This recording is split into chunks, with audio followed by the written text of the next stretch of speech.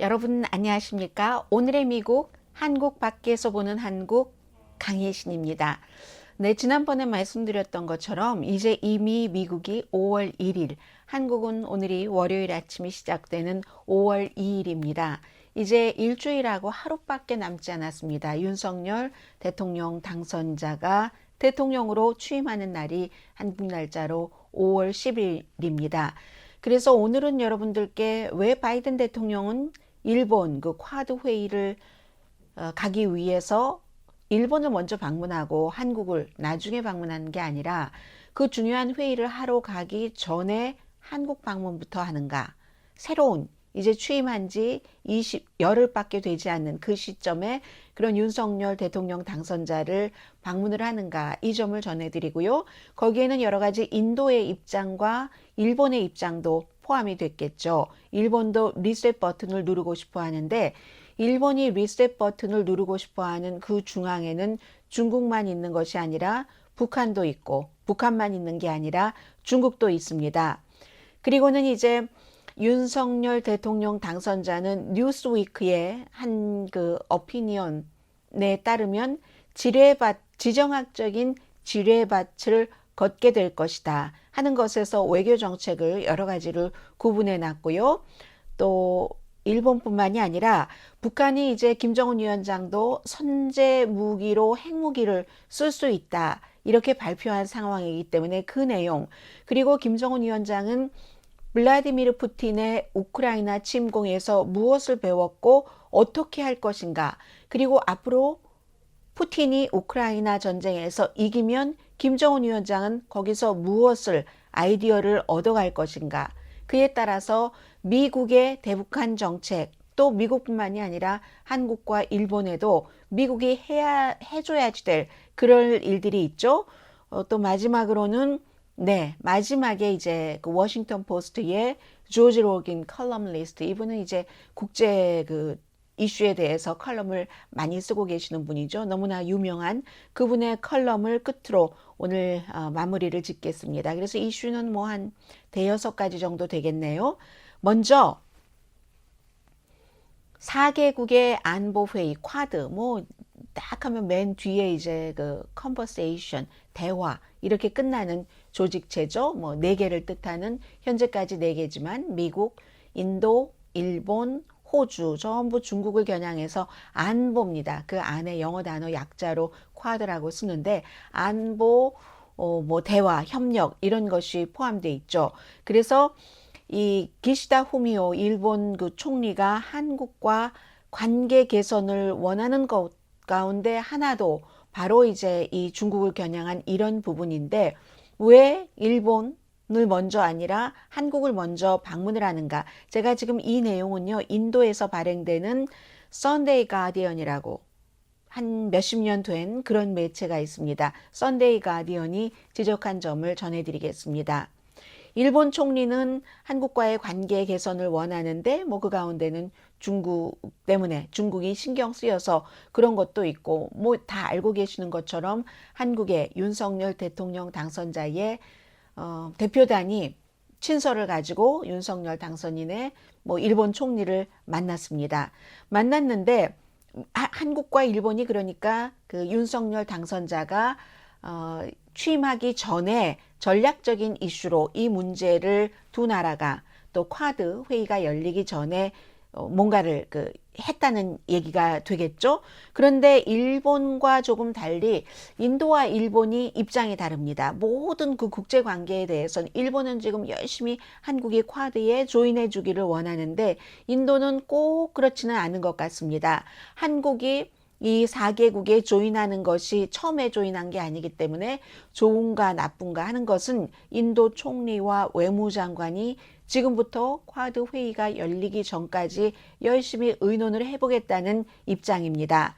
그리고 한국이 이미 미국의 그 워싱턴 포스트, 월스트리트저널과의 인터뷰를 통해서 대통령 당선인이 아직은 초대받은 바 없고, 초대를 받으면 그 쿼드 멤버국으로서 그러면은 좀 그때부터 긍정적으로 검토를 해보겠다 이렇게 얘기한 거잖아요.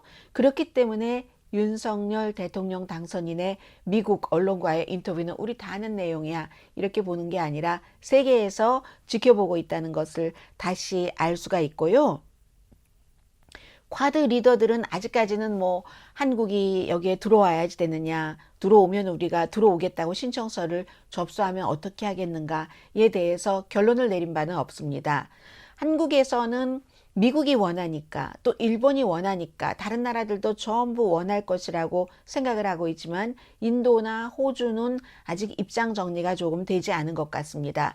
그러나 그 같은 입장 정리도 일본보다는 미국이 무엇을 원하느냐 여기에 이제 많은 초점을 두고 의논을 하겠죠. 그래서 나렌드라 모디 총리가 지금 외무장관과 열심히 의논을 하고 있고 그렇기 때문에 이 바이든 대통령과 일본에서 만나는 것에 앞서서 한국에서 바이든 대통령이 윤석열 그 당시에는 이제 대통령과 어떤 의논을 했는가 거기에 모든 촉각이 지금 곤두서 있습니다. 중국도 마찬가지죠. 중국이 쿼드 멤버는 아니지만 쿼드가 중국을 견제하기 위해서 만들어졌기 때문에 그래서 한 업저버 입장에서 관찰자 입장에서 서울의 입장을 보면은 중국과 미국이 대치하고 있는 상황에서 또 하나가 지금 들어가죠.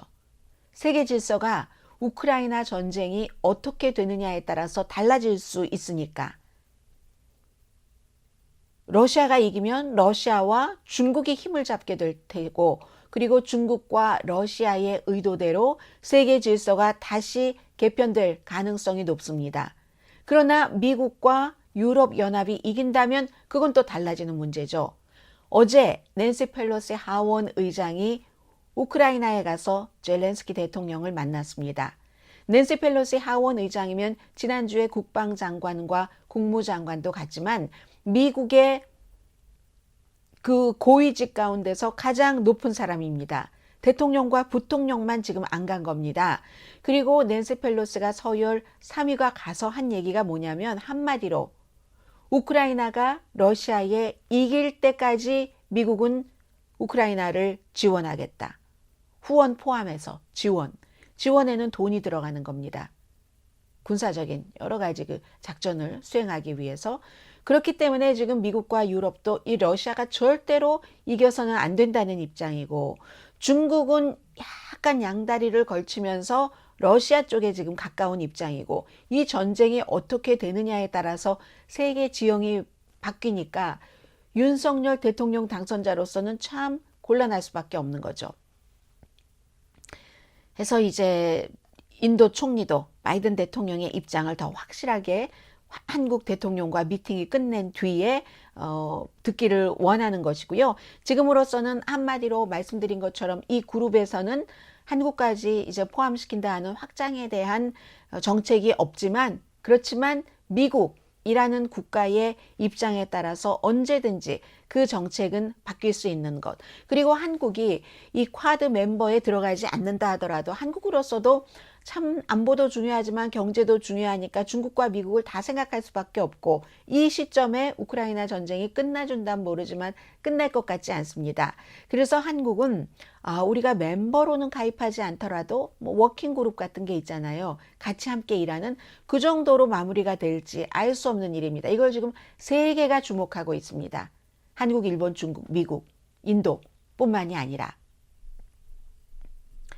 그래서 이제 국제 질서가 위협받고 있는 지금 한국과 미국, 일본의 파트너십은 어느 때보다도 중요하다. 이게 이제 일본 총리가 윤석열 대통령 당선자의 그 대표단을 만나서 한 얘기잖아요. 그래서 한국에서는 지금 일본에 대해서 무척 예민하죠. 무척 예민하지만 굉장히 전략적으로 또 이해관계로 생각할 필요가 있다. 뒤에 또 말씀드릴 기회가 있을 것 같아서 지금 이 기사는 인도에서 발행되는 선데이 가디언의 기사는 여기서 마무리를 하겠습니다.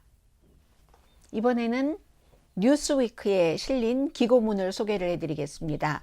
제목은 윤석열 당선인은 지정학적 지뢰밭에 발을 딛다 입니다. 그리고 이제 이 기고문을 쓴 분은 Defense Priority라는 think-tank에서 일하고 계시는 분이고요. 데니엘 디페트리스라는 분입니다. 짧게 소개를 해드리겠습니다. 이분은 또 뉴스위크의 외교 칼럼니스트이기도 합니다. 요약하면 문재인 대통령의, 그 당시에는 이제 취임하면 전 대통령이 되겠죠. 윤석열 대통령은 문재인 전 대통령의 외교 정책과 전부 반대로 한다. 이게 한마디로 요약한 것이라는 겁니다. 이게 미국에서는 트럼프 전 대통령이 들어왔었을 때 모든 정책을 오바마 전 대통령과 반대로 한다. 인 것이 목표인 것처럼 보였었죠. 지금 윤석열 대통령 당선인이 바로 그 전임 대통령과 모든 것이 외교 정책에 있어서는 반대로 한다는 겁니다. 중국, 북한, 일본 다 마찬가지죠. 북한과는 대화는 열려 있긴 하지만, 그렇지만 북한이 비핵화에 첫 발을 디딜 때만, 중국에는 매파적인 민족주의와 실용적인 사이 어디엔가 그 중간에 있다. 이 부분이요. 문재인 대통령의 경우는 안보보다 경제를 우선했다라고 보는 거죠. 세계에서는. 아무리 동시에 가져갔다 하더라도 안보라는 것은 곧 중국을 의미하는 것이고 미국을 의미하고 경제는 중국이니까 문재인 대통령 시절에는 미국보다는 중국을 더 앞에 뒀다 하는 것을 뉴스위크가 얘기를 하고 있습니다. 일본이야 뭐 여러분들께 설명드릴 필요도 없는 거고요. 그런데 캠페인과 실제로 대통령이 돼서 집행을 할 때 약속 이행은 언제나 다르죠. 모든 나라의 지도자가 다 겪고 있는 문제입니다. 그래서 과연 중국과 상호 존중한다. 뭐 그런 것을 목표를 해치지 않으면서 어떻게 한국과 미국의 군사 동맹을 강화시킬 수가 있겠는가? 중국을 화나게 하지 않으면서 굉장히 불가능한 일이라는 거죠. 그리고 쿼드 그룹과의 교류도 어떻게 늘릴 수 있는가? 멤버 국가로 들어가느냐, 워킹 그룹으로 들어가느냐, 전부 이게 중국을 겨냥한 게 인도, 미국, 일본, 호주 포함된 그런 이제 그 쿼드이기 때문에 어떻게 중국을 싫어하지 않게 하면서 쿼드의 활동을 어떤 형태로든 할 수 있는가? 거의 불가능하다는 얘기입니다. 그리고 일본과 한국과의 관계에서는 양국의 정치가 굉장히 극단화되어 있는 게 많죠. 극도로 아주 서로를 싫어하는 이 상태에서 어찌 한일 관계를 더 좋게 할 수가 있겠는가? 목표는 다 문재인 대통령과 반대인데 그 목표를 이루기에는 환경이 너무 아니오시다다 하는 것을 지적을 하고 있습니다. 북한과요? 북한과 이제 뭐 비핵화의 첫걸음을 내디디면 우리가 뭔가도 지원하고 한다라고 했는데 그것은 어떤 환경을 의미하냐면 어느 날 갑자기 김정은 위원장이 잠자고 일어나서 나 핵탄두를 포기하겠어 라고 결심하는 날이 바로 그 조건인데 그런 날이 올 수가 있겠는가? 역시 힘들다는 거죠. 그렇기 때문에 아시아의 험난한 지정학적 바다를 지뢰밭이라고 표현을 한 겁니다. 지뢰밭을 딛게 되는데 이 지뢰밭을 성공적으로 잘 빠져나가게 된다면 가장 변혁적인 대통령이 될 것이다. 아니면 지금까지 공약했었던 것과 대통령으로서의 그 외교 정책이 전혀 되지 않는 그 부분에서 실패한 대통령이 될 것이다. 뉴스위크에 실린 어피니언이고요. 한국의 대통령이 지정학적 지뢰밭에 발을 딛다 하는 제목이었습니다. 일본을 조금 보겠습니다.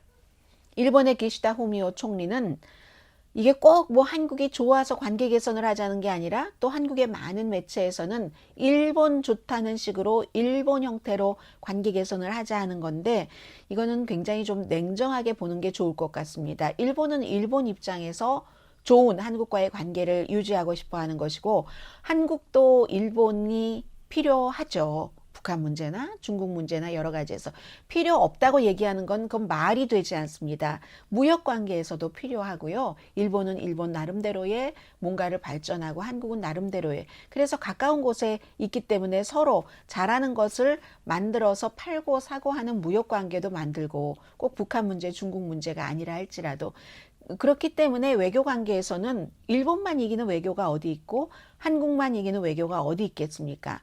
미국과 북한이 서로 이기려고 서로만 이기려고 하는 외교를 하려고 하니까 이게 되지 않는 문제이기도 하고요. 해서 기시다 후미오 총리가 윤석열 당선자의 자필 편지를 받았는데 리셋 버튼을 일본에서도 누르고 싶어 하고 윤석열 당선자도 누르고 싶어 한다는 겁니다.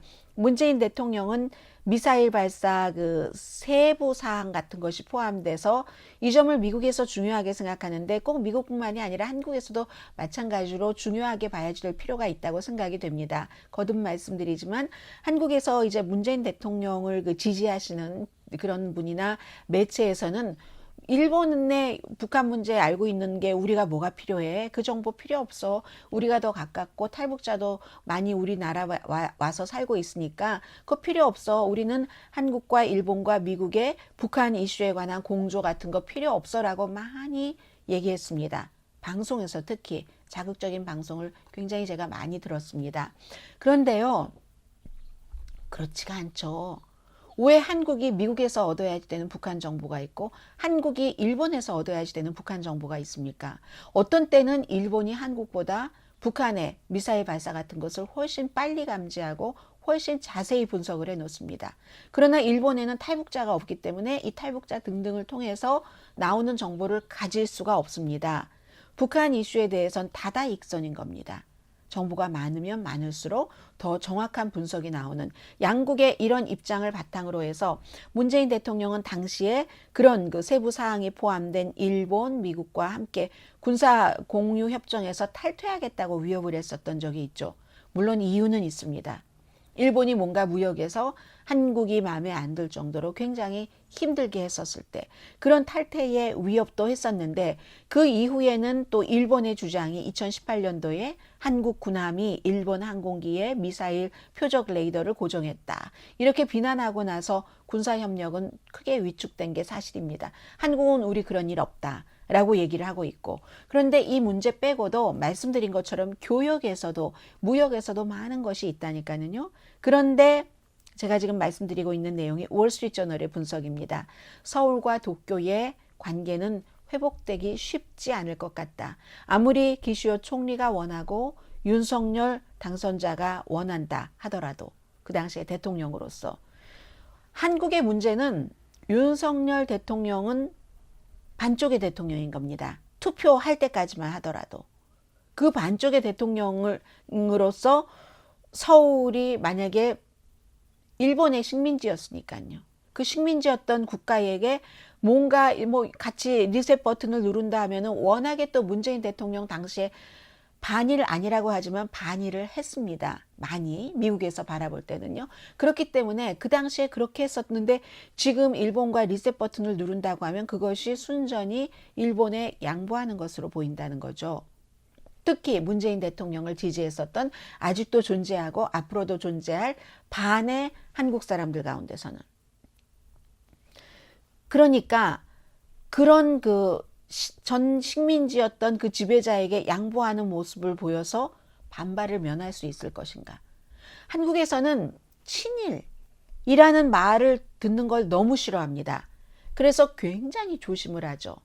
사실은 이건 이런데 하고 말을 해야지 되는 것도 친일이라는 딱지가 붙을까봐 못하는 경우가 많은데 사실은 그러한 것들에서 조금 벗어나는 세련됨이 필요한 시점이긴 합니다. 경제적으로도 문화적으로도 이렇게 세계적인 대국인데 그러면 뭔가가 있어야 되겠죠. 아시아 전역의 여론조사를 전문으로 하는 시카고 국제문제협의회 시카고 카운슬 on Global Affairs입니다. 여기에 이제 칼 프리드호프 이 연구원이 얘기하기를 한국인들은 일본과의 관계 회복을 대체로는 지지를 하기는 하는데 일본과 협력하는 것을 반대하는 소수파, 그러니까 대체로보다는 어쨌거나 여러 가지를 생각할 때 일본과 협력을 할 부분에 협력을 해야지 돼라는 생각이 많기는 하지만 그런데 막 일본과 하는 이런 소수파가 목소리를 내버리면은 대다수가 침묵을 한다는 겁니다. 친일 소리 듣기 싫어서. 아무도 친일파라고 듣는 것을 좋아하지 않는 거죠. 그래서 이제 이게 참 나쁜 거죠. 그나마 한국 사람들의 경우는 일본 사람은 더하다는 겁니다. 월스트리트저널이 보도하기를 한국 사람들이 지금 80% 이상이 현재 한국과 일본과의 관계가 나쁘다라고 보고 있고, 그런데 앞으로도 압도적인 다수가 관계가 그대로 유지되거나 악화될 것이라고 생각을 한다는 겁니다.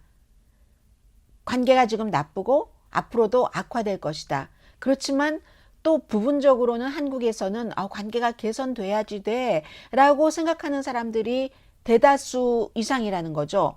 반면에 일본과를 보면은요, 동아시아 연구소라는 곳, 동아시아 연구소 갠론 여론조사에서 보면 일본 사람들 사이에서는 지금 한국에 대한 견해가 더 강해졌다는 겁니다. 이게 여러 가지로 일본의 정권을 잡고 있는 팀, 정치적으로 이런 것과도 연관이 되는데, 일본 사람들 가운데서는요, 한국과 관계 개선을 하기 위해서 노력해야지 된다라고 생각하는 사람이 과반수가 되지 않는답니다. 한국은 뭐 노력해야 된다고 물어보지는 않았지만 과반수 이상의 사람들이 지지하니까 노력해야 된다는 거 볼 수도 있겠네요. 과반수 이상이 일본과의 관계 회복을 지지하지만 다만 전망은 좋지 않다라고 보는 데 비해서 일본 사람들은 아예 개선하기 위해서 노력해야지 된다고 생각하는 사람이 절반도 되지 않는다는 겁니다.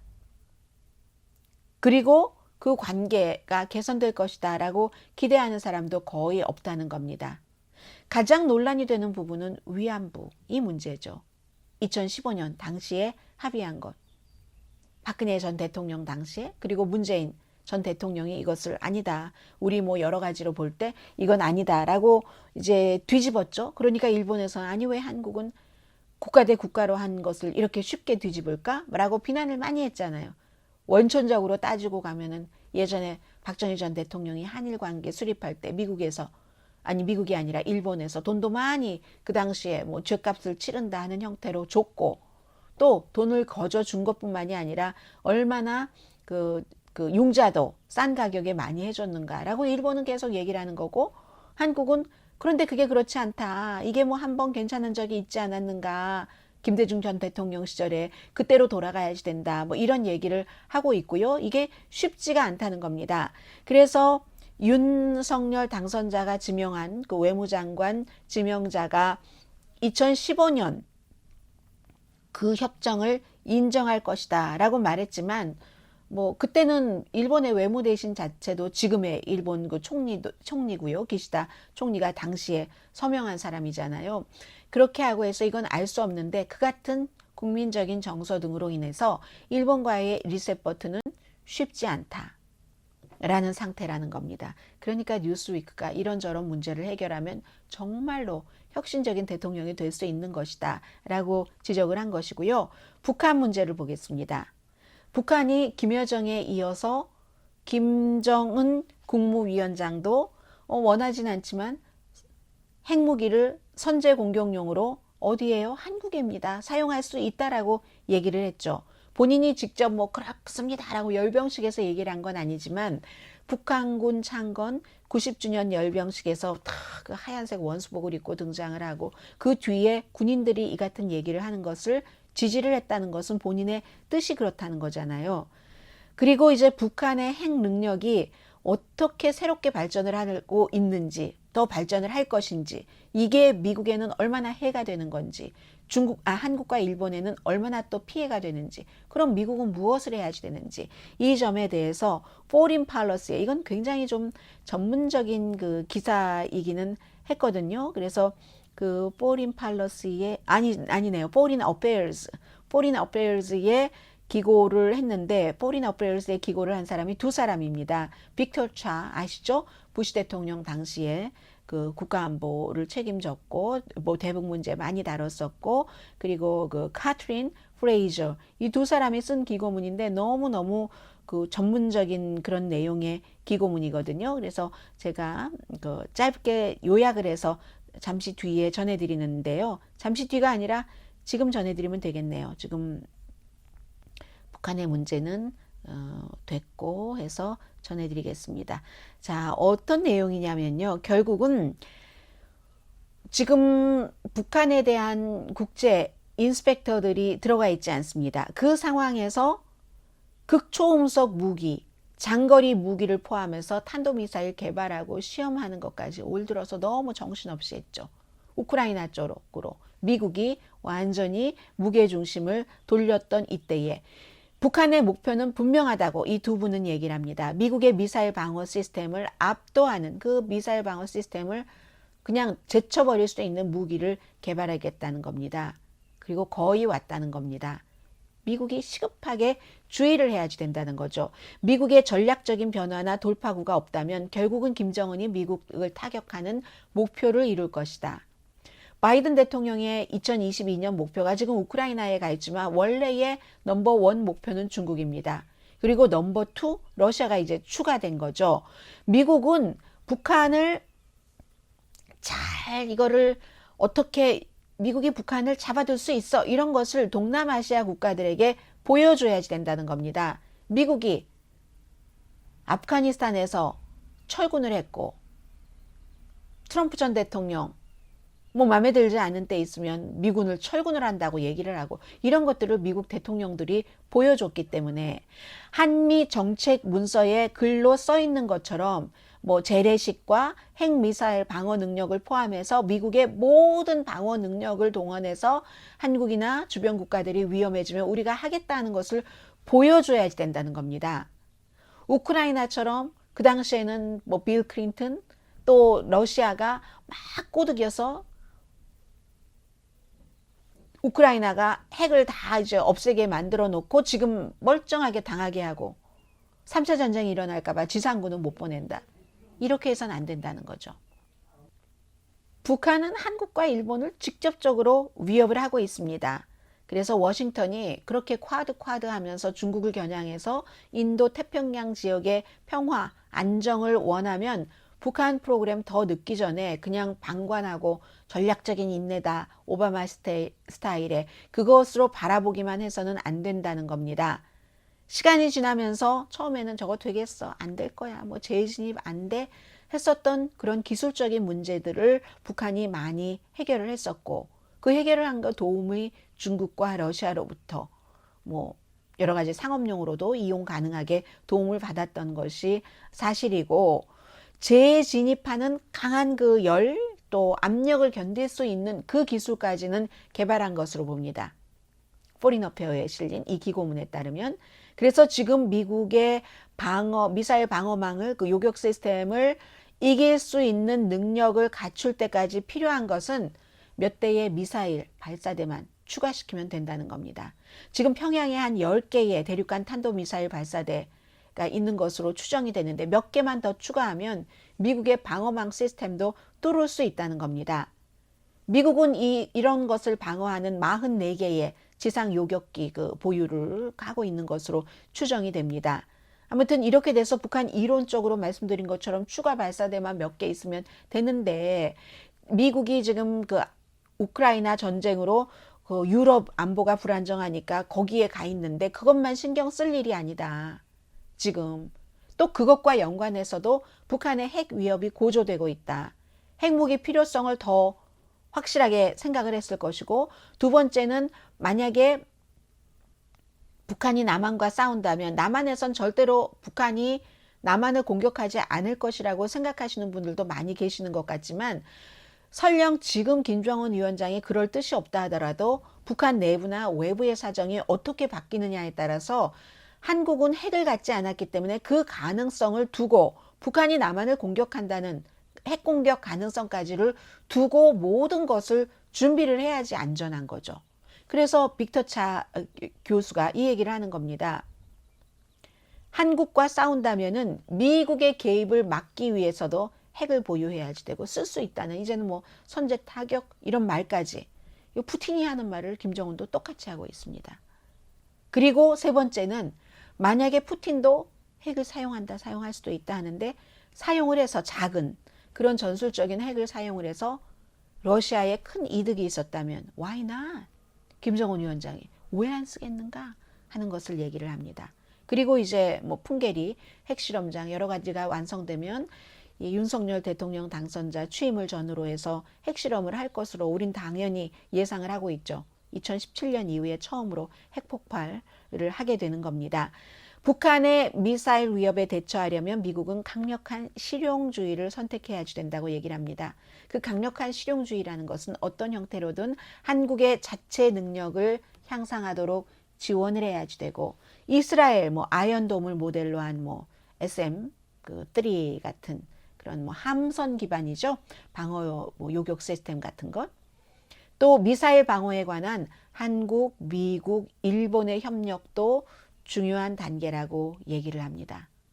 문재인 대통령 시대 때 이거 나 안 해 하고 했었던, 나중에 무마가 되긴 했지만, 또 윤석열 대통령 당선자는 미사일 방어 체제 우리 한국에 안 들여오겠어 라고 했었던 문재인 대통령의 중국에 약속을 했으니까요. 그 약속을 윤석열 그 대통령은 포기해야지 될 것이다. 필요하면 사드가 됐던 뭐가 됐던 배치도 해야지 된다. 할 수 있는 모든 거. 그게 효력이 이러느니 그러면 어디다가 할 거니, 장소가 어때, 효력이 어때, 돈은 누가 돼, 이런 것을 빠뜨리고 다 그냥 떨쳐내고, 북한이 핵을 남한에 쓸 수 있다는 선제 타격까지 직접 입으로 얘기를 한 이상 남한도 할 수 있는 모든 것을 하는 의지를 보여줘야지 된다는 얘기입니다.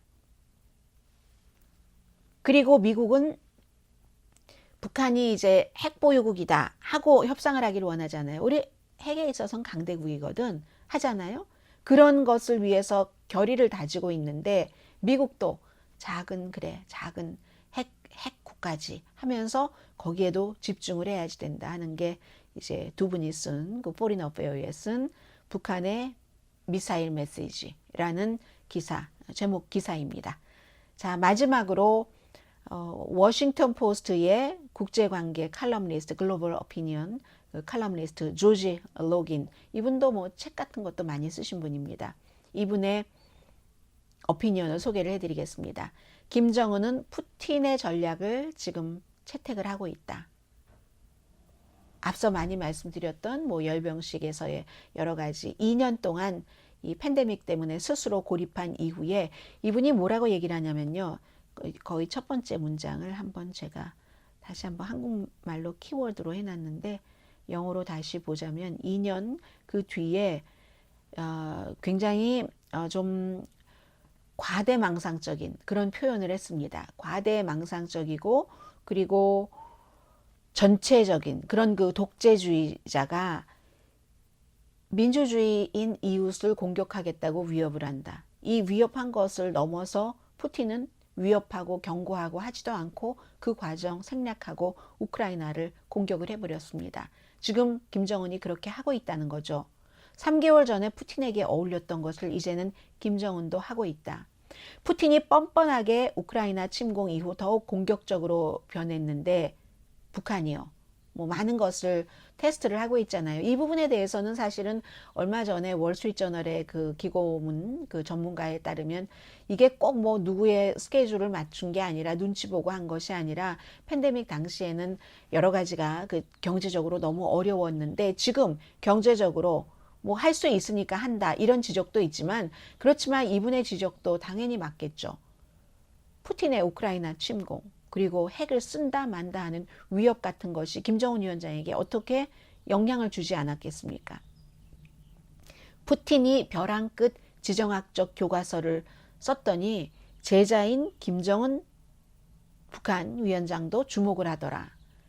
어쩌면 누구는 항상 큰 나라에서 이렇게 하면 작은 나라가 카피한다고 하지만, 작은 나라는 작은 나라 나름대로의 독창성으로 하는 건지도 모릅니다. 다만 큰 나라에서 하고 있는 것이 지금 나보다 먼저 했던 일이니까, 내가 안 해본 일이니까 참고를 할 수가 있겠죠. 그럼 그 이후에는 더 세련되게 할 수도 있다는 뜻도 되고요.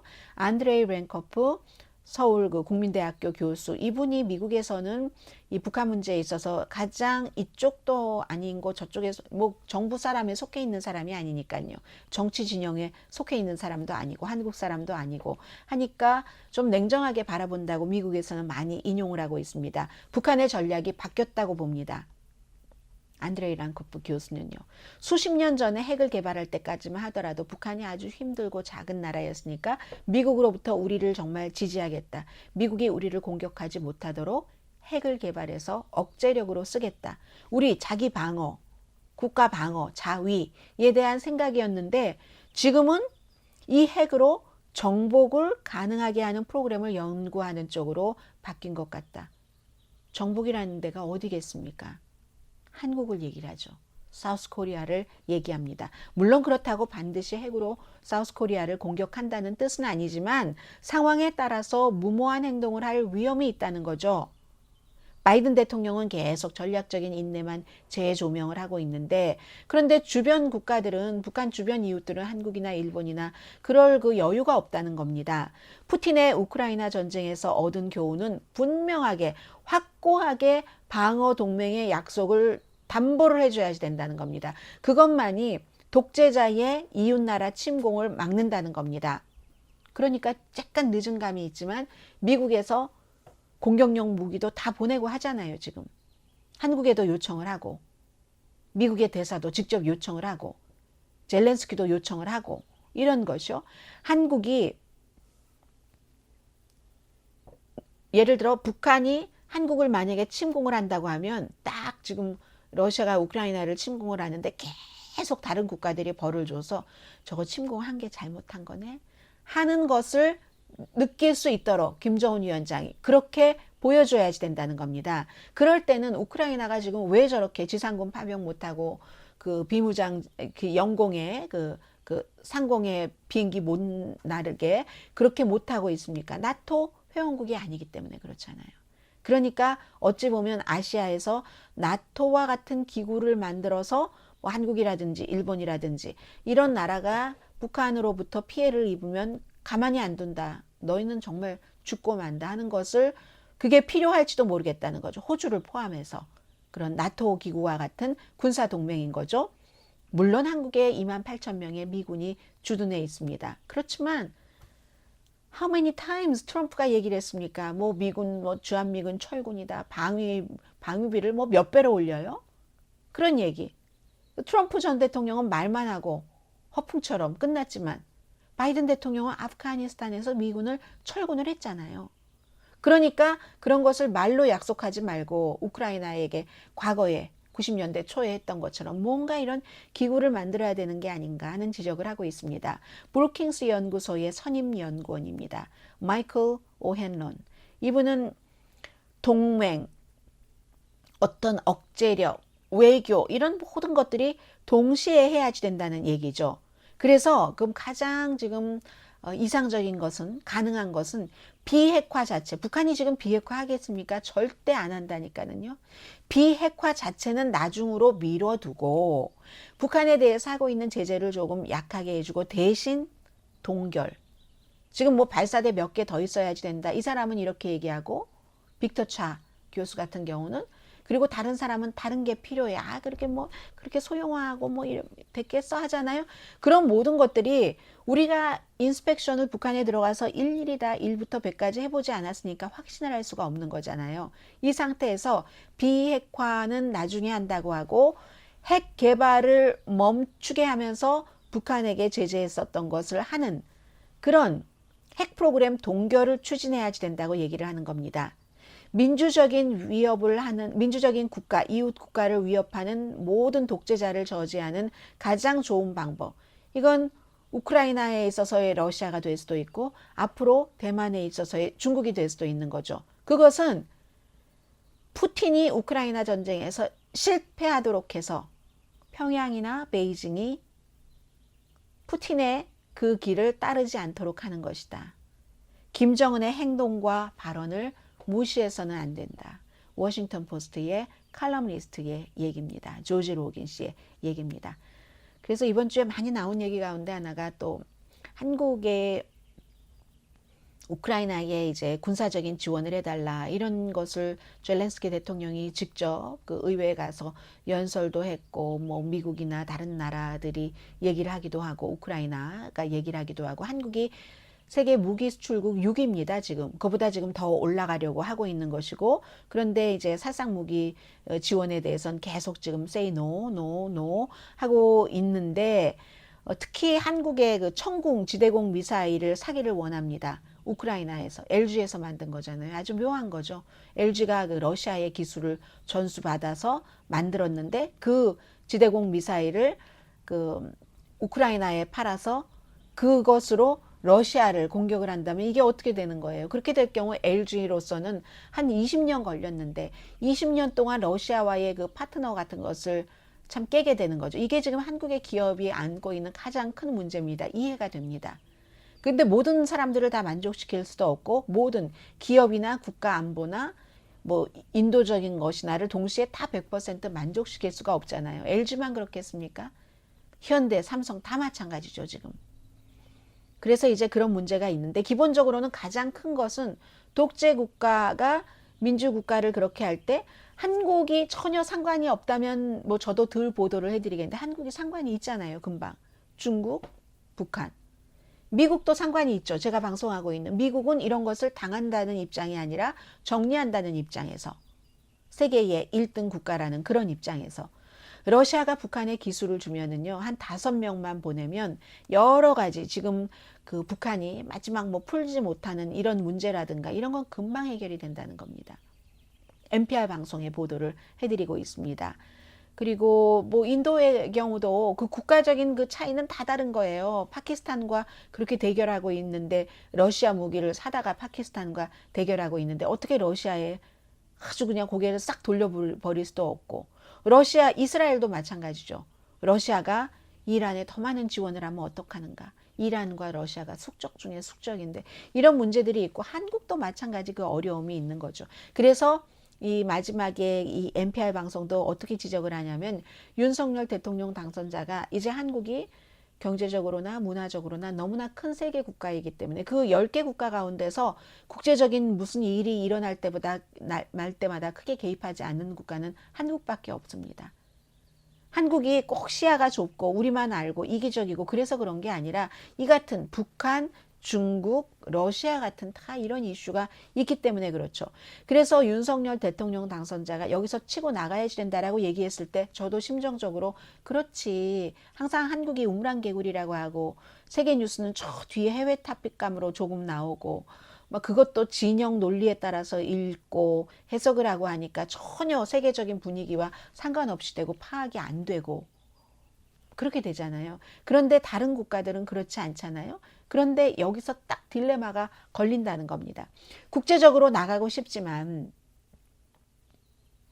북한과 중국과 러시아와 잘 지내려면 그게 또 안 되는 문제고 어떻게 이게 현명하게 타결이 되느냐가 굉장히 중요한 거죠. 그리고 제가 개인적인 의견을 하나를 말씀드리겠습니다. 오늘 정규 방송 시간이 아니니까요. 문재인 대통령의 1회, 2회 JTBC의 그 손석희 사장과의 인터뷰를 잘 봤습니다. 뭐 한 2시간 반 정도 되나요? 그것보다 조금 더 되나요? 다 합쳐서. 그런데 다른 것은 뭐 다 한국 문제니까 그리고 부동산에 대해서도 뭐 다 잘했다고 하고 문재인 대통령이 뭐 다는 아니지만 뭐 그런 여러 가지 얘기를 하고 그게 왜 그렇게 많이 한국이 다른 나라보다 많이 올랐다고 하는지 이해가 안 된다라고 얘기를 하고 그런 문제는 다 그렇다고 하는데 제가 북한에 대해서는 한 말씀 드리고 싶습니다. 한 말씀 드리는 이유는 저와 이 오늘의 미국을 주말에 한국 밖에서 보는 한국을 유튜브를 통해서 시청하고 계시는 분들을 위해서 드리는 말씀입니다. 기본적으로는 이제 그 나가는 대통령이 들어오는 대통령에 대해서 아주 뭐 2시간 동안 조목조목 굉장히 비난을 했거든요. 그런 일은 저는 미국에서는 한 번도 보지 못했고 다른 나라에서도 있지는 않은 일일 겁니다. 그러나 또 문재인 대통령이 그렇게 했을 때는 그만큼 국가를 그 사랑하는 마음이 있고 전임 대통령으로서 어떠한 일침을 국민들에게 주는 거죠. 국민들에게 이러한 점들이 있으니까 잊지 말고 지켜봐 주세요 하는 뜻이라고 이해는 됩니다. 이해는 그 충분히 되는데 이 북한 문제에 대해서 다른 것도 다 제치고 북한과도 뭐 다 잘했다고 했고 뭐 그런 얘기를 했고 그러니까 아마 그 점에서 뭔가를 중간중간 손석희 앵커가 지적을 했던 것 같은데 거의 이제 모든 부분에서 잘했다. 성과가 아주 좋다. 이런 식으로 얘기를 했는데 트럼프 전 대통령에 대해서 손석희 그 앵커가 뭐라고 얘기를 했냐면 그런데 뭐 트럼프 전 대통령은 사실은 뭐 우리 입장에서 북한 문제에 대해서 보면 조금 뭐 그럴 수는 있으나 이득일 수는 있으나 세계적인 관점이나 뭐 이런 것에서 보면 너무 비즈니스맨 같은 뭐 그래서요. 이러니까 대뜸 문재인 대통령 그 점이 전 참 좋았습니다. 비즈니스맨 같은 거. 다른 대통령들은 이래서 뭐가 안 된다고 했는데 그것 때문에 북한과 회담을 하고 거기까지 갔습니다. 라고 얘기를 했거든요. 저는 거기에 100% 반대합니다. 트럼프 전 대통령이 그걸 비즈니스적인 시각으로 봤기 때문에, 그것도 자신의 이득을 위해서. 이런 경우에는 결과를 봐야 되잖아요. 결과가 됐습니까? 헛된 꿈을 많이 꿨죠. 망상이었죠. 그랬기 때문에. 그런데 이 북한 문제 같은 것을 풀기 위해서는 사실은 세계사적인 그런 인도주의적인 차원이나 세계사 입장이나 도덕적인 것이나 모든 것들을 다 세계관을 갖고 있는 사람이어야지 된다고 생각을 합니다. 사업에서는 그런 앞뒤재지 않고 어떤 때 무모하리만 탁 치고 나가는 이런 거, 그리고 주변 사람들 좀 막 속이고 말로써 이렇게 하고 저렇게 하고 하는 것이 통해서 이득을 볼 수 있을지 모르지만 북한의 핵 문제 같은 그런 세계 평화, 아시아의 안정에 대해선 세계관이 없는 사람은 절대로 될 수가 없습니다. 관용적인 것도 없고 배려심도 없고 우리가 다 가질 거야, 다 이길 거야, 한 번 만나고는 이제 핵 위험 없어, 다리 쭉 뻗고 자. 그런 사람이 그래서 결국 이뤘습니까? 이루지 않았잖아요. 김정은 위원장은 이뤘죠. 세계에 아주 미국 대통령과 나란히 이렇게 나와서 그런 것도 보여줬고, 그 사이에 북한이 잃어버린 게 뭐가 있습니까? 핵무기를 훨씬 많이 개발을 해서 지금은 선제 공격을 핵을 쓸 수도 있다고 하는데 그게 발전한 건 아니잖아요. 결코. 북한의 핵무기는 발전했을지언정 한 가지는 발전한 게 있다고는 보여집니다. 김정은 위원장과 문재인 대통령이 만나서 항상 한국에서 저의 나이 또래만 하더라도 북한이 정말 뿔 달린 도깨비인 줄 알고 그랬는데 어쨌든 민족적으로는 같은 민족이고 김정은 위원장도 사람이네. 문재인 대통령에게 예의 바르게 하는 그런 사람이네. 뭐 담배 피는 거 이런 등등에 관해서도 그런 것을 보여준 것은 좋은 일이죠. 그러나 그 밖에는 미국과 뭐가 됐습니까? 안 됐잖아요. 그런데도 뭐가 트럼프 전 대통령이 그 점에 있어서 굉장히 좋은 파트너입니까? 저는 그건 아니라고 생각합니다. 그리고 또 하나, 한국도 한국적인 입장에서만 볼 것이 아니라 지금 정말로 아주 세계적으로 큰 나라인데 크게 볼 필요가 있는 겁니다. 이 손석희 앵커가 우리의 입장에선 그렇지만 다른 관점에서 보자면 그 사람은 너무라고 얘기를 했을 때 대한민국의 대통령도 네, 한마디라도 이렇게 했었으면 참 좋았겠다라는 생각이 든 거죠. 네, 예를 들면 그걸 뒤로 하던 앞으로 하던 우리 북한과 이런 문제에 있어서 정말 길을 뚫었던 것, 이것까진 참 좋았지만 안 된 것이 너무 아쉽고 그러한 것을 이제 더 발전을 시켜서 뒤에 사람이 나갔으면 좋겠습니다라고 얘기를 하면서 네, 이 트럼프 전 대통령에 관한 그런 부분, 지적의 부분도 없지 않아 있기는 하죠. 라고 얘기를 해줬으면 더 좋았겠다. 그런데 그 대신 문재인 대통령이 선택한 것은 뭐냐면 버르장머리 없다는 식의 발언을 해서는 안 된다는 거, 그리고 정치를 안 해보고 대통령이 안 해봐서 몰라서 그러는데 이런 식으로 말이 아다르고 어다르는데 그러니까 후임 대통령이 와서 그 얘기를 들으면 기분 나쁠 것 같은, 아마 여러분들께서 한번 들어보시면 저처럼 들으시는 분들이 계시고 아니야 맞아 문재인 대통령이 맞아 하는 사람들 계실 텐데 저는 해외에서 그렇게 들었습니다.